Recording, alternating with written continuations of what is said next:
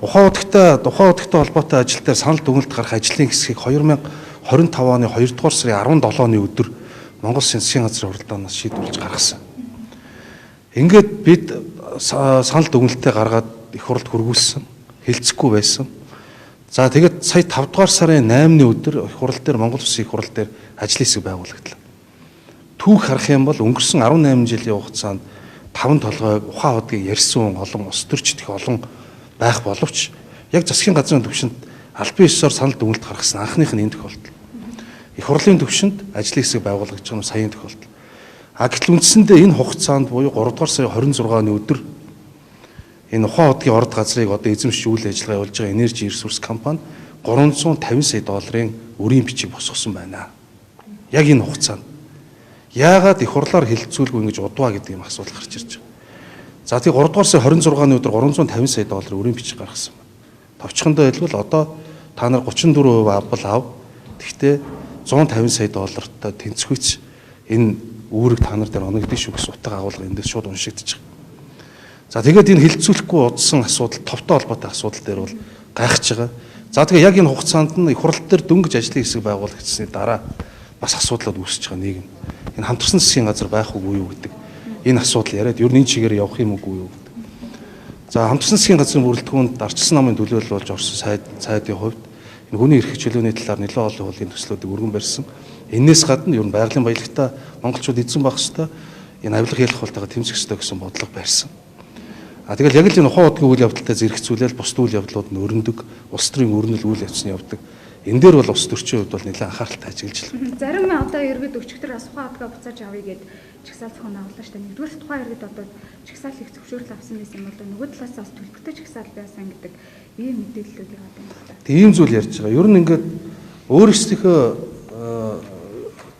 зохион байгуулж байгаа юм уу дэмжиж байгаа чагсаалыг дандаа органик гэж үздэг. Өөр хүмүүс чагсаал хийхээр хууль ус байна гэж үздэг ийм байдал байна. Өнөөдөр түрүүнд нь болж исэн чагсаалууд ч гэсэн албан ёсны зөвшөөрөл гэж гэсэн. Гэхдээ энэ дээр цагдаагийн байгууллага хөндлөнгөөс хараад ямар ч үйл ажиллагаанд нь саад учруулахгүй байж. Хажууд нь дахиад иргэд гараад ирж байгаа. Тэнгүүт энэ одоо юу гэдэг ахмад хүмүүс, хөгшин хүмүүс байна. Бид нар худлааж агсаж байна гэдэг. Энэ Монгол Улсын үндсэн хуулинд чинь залуу нүнэн ахмад нь худлаа гэсэн юм байхгүй шин. Энэ Монгол Улсын үндсэн хуулинд чинь 18 настай хүн, 68 настай хүн яг адилхан хэрэгтэй. Ингээд жагсаал цуглаан зохион байгуулалт явж байгаа зүйл дээр бас ийм шаардлагууд тавиад ийм өгүүлэл гарч байгаа гайхаж байгаа. Бүгд л жагс цуглах хэрэгтэй. Бүгдээрээ ухаад гавь гэсэн ч өөр бас шаардлага тавьж байгаа ч гэсэн ингээд жагс цуглах хэрэгтэй. Энэ дээр бол харин одоо яг өнөөдөр улсын хурал өргөн баригчаад байгаа жагсаал цуглаан хийх эрхчлөөний тухай хууль дээр бид бол тодорхой оруулаад өгсөн байгаа шүү дээ. Хэд хэдэн жагсаалыг нэг дор зохион байгуулж болно гэх. Одоо манай энэ өөр жагсаал хийж болохгүй тэр дор өөр жагсаал зохион байгуулж болохгүй гэдэг шаардлага бол үндсэндээ хязгаарлах чиглэсэн л юм шаардлага. Одоо хамтарсан улсууд ямар цаашид байх хэсэг асуудал яригдаж ирж байна шүү дээ. Тэгэхээр ер нь одоо хурдтай үйлчлэлийн төлөөх зэрэг гэсэн мөрөн хөтөлбөр бас байгаа.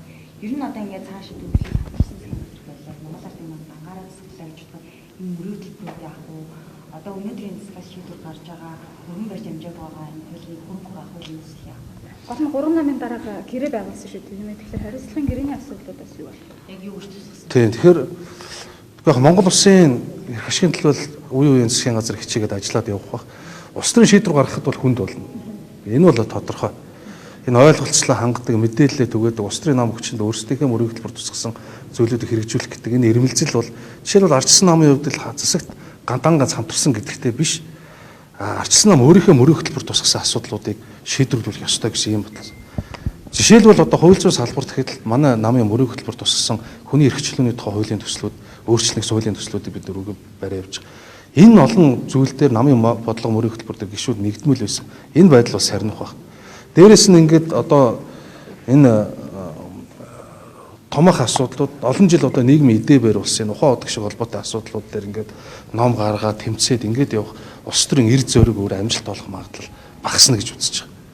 Энэ дээр бол иймэрхүү олон жил ужигэрсэн асуудлууд энэ шударга ёсны төлөө хүсэмжлэл, байгалийн баялагын төлөөх гэсэн ард түмний хүсэл сонирхлыг гүйцэлдүүлэх улс төрч улс төрийн эрд зөриг хомсдох болов гэсэн ийм л бодлоо.